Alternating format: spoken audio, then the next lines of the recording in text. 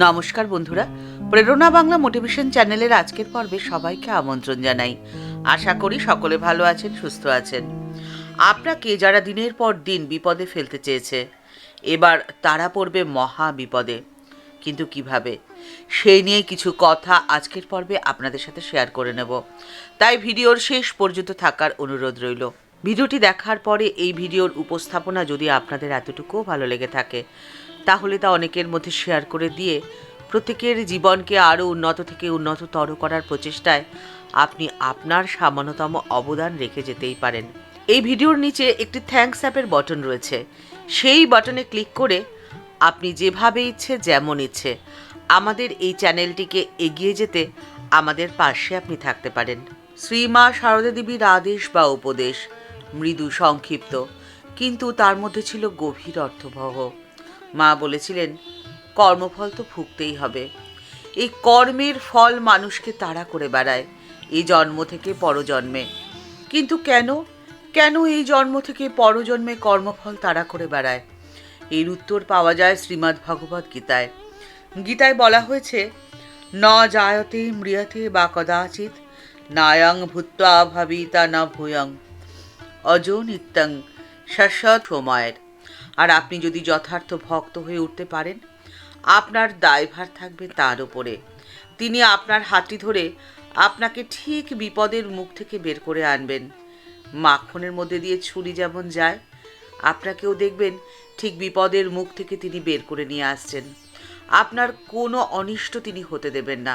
ঠাকুরের ভক্ত কিভাবে হয়ে উঠতে পারেন, সেই উপদেশ পাওয়া যায় স্বামী প্রেমানন্দজির একটি চিঠিতে। স্বামীজি লিখছেন যে, তোমরা যখন ঠাকুরের কাছে প্রার্থনা করবে, তোমরা এইভাবে প্রার্থনা করবে।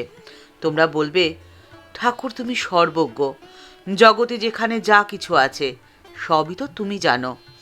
যেখানে যা কিছু ঘটে সব তুমি জানো। আমার দেহের প্রতি রক্তবিন্দু, প্রতি স্নায়ু নাড়ি, প্রতি মাংসপেশি, এমনকি প্রতি শ্বাস প্রশ্বাস তুমি দেখতে পাচ্ছ। আমার মনের ভালো মন্দ সমস্ত চিন্তা তুমি দেখছো। এক কথায়, আমি চিরকাল তোমার চোখের সামনেই আছি। কিন্তু আমি তো অজ্ঞান, আমি তো তোমাকে দেখি না। তাই তোমার এত সামনে থেকেও আমার মনে হয় যেন তুমি আমাকে দেখছো না। আমার জ্ঞান চক্ষু তুমি খুলে দাও, আমি যেন সকল কাজে সকল চিন্তায় তোমাকে অনুভব করতে পারি।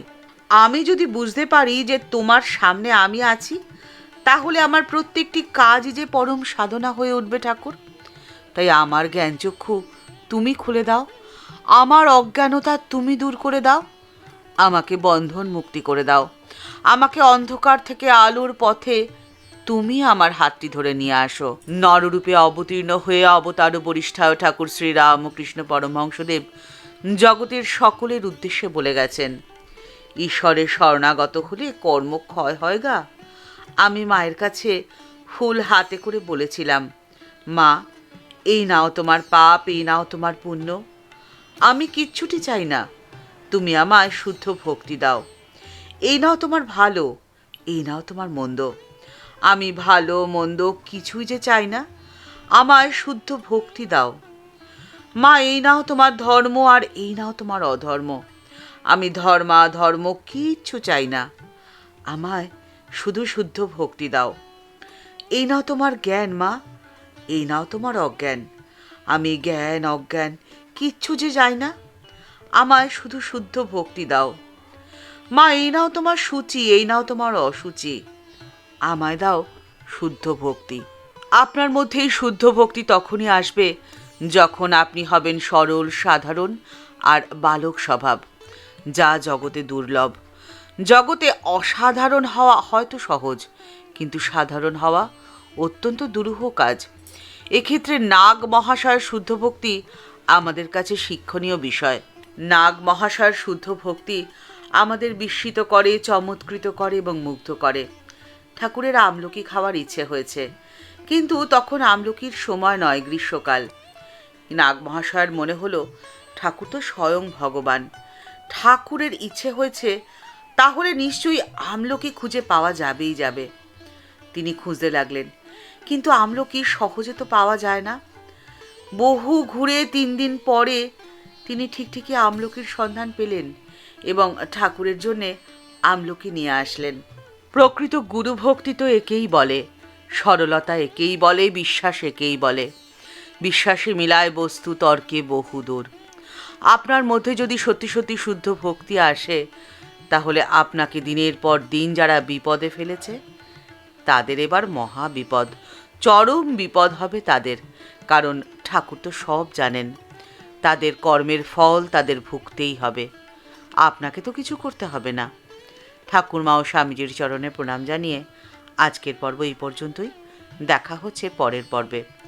ভিডিওটি যদি ভালো লেগে থাকে তাহলে তা কমেন্টস বক্সের মধ্যে জানাতে ভুলবেন না। আমাদের এই চ্যানেলটিকে ভালোবেসে যারা আপন করে নিয়েছেন তাদের জানাই ভালোবাসা, শ্রদ্ধা ও প্রণাম। কিন্তু যারা এখনও এই পরিবারের সদস্য হননি, তাদের কাছে অনুরোধ রইল এই চ্যানেলটিকে সাবস্ক্রাইব করে বেল বাটনটিকে ক্লিক করে দিয়ে এই পরিবারের সদস্য হয়ে যাওয়ার জন্যে। সবাই ভালো থাকবেন, সুস্থ থাকবেন। নমস্কার।